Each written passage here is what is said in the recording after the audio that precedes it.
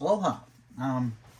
This is just going to be a quick update on the budget cockpit build that I'm doing, even though I'm sitting in my full-blown home flight simulator. I'm going to be bringing the functionality that I have in the full-blown home flight sim via this multi-panel up to the budget cockpit by use of another multi-panel. As you can see here, dual rotary encoder, regular rotary, same as I have here.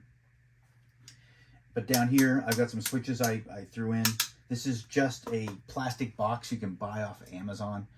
I had a lot of these pieces parts, and it just kind of made sense for a small amount of money to bring in a whole lot of functionality. When I say a whole lot, I'm going to have all 4 radios, COM1, COM2, NAV1, NAV2, all here. Then I'll use this knob to go to a different page, and I'll have all my autopilot controls. Autopilot on or off, altitude, vertical speed, heading, and then I can turn the page again, and I get to my transponder. And I can control my code. Then I go down and I control if I can actually initiate ident. Then I can go down to VFR, and if I select VFR, I'm automatically doing 1200. And then at the bottom, I can get to the mode of the transponder itself. So off, standby, on, alt, just by using the dual rotary here. Pieces parts wise, again, I already had the parts. It's roughly 50 bucks. I already know all this works because it's already programmed into here. This already does everything this is going to do. This just kind of puts it all into one small package that's going to go and replace at least 3 different Logitech units. And those are units I had. I had the Logitech, the multi-panel that can control autopilot. I had the radio panel, and I also had the main switch panel there. This is gonna, for 50 bucks, this is gonna take the place of roughly $350 worth of Logitech pieces parts. And what I'll probably end up doing is just selling those pieces parts because I don't need them, I don't use them. I had them on the budget cockpit for a little while, I pulled them off. I'm just not a fan of them. This does everything I want it to do.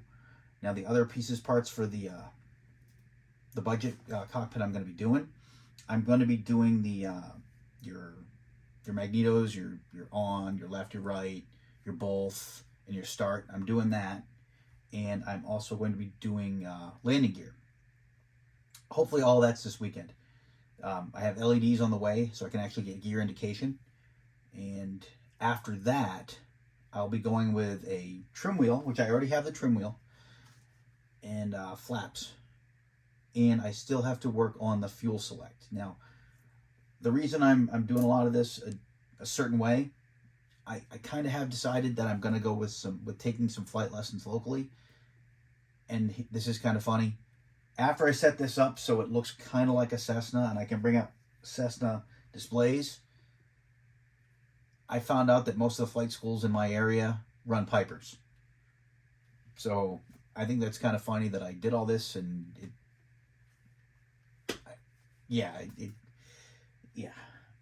I can still kind of rework this and make it into something Piper-esque, but I think I'm just going to aim the budget cockpit at that. I'm going to see if I can do it. But this will give me that radio functionality and autopilot and some other stuff as well. So again, a quick update. I'll show you how this works for me.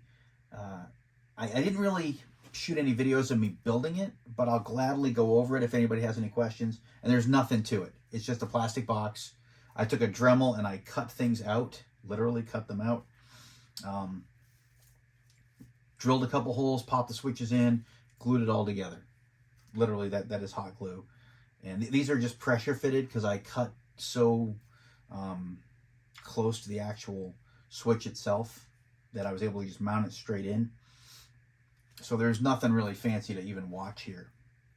The video from Captain Bob's channel on the multi-panel is way more helpful than anything I could do with this.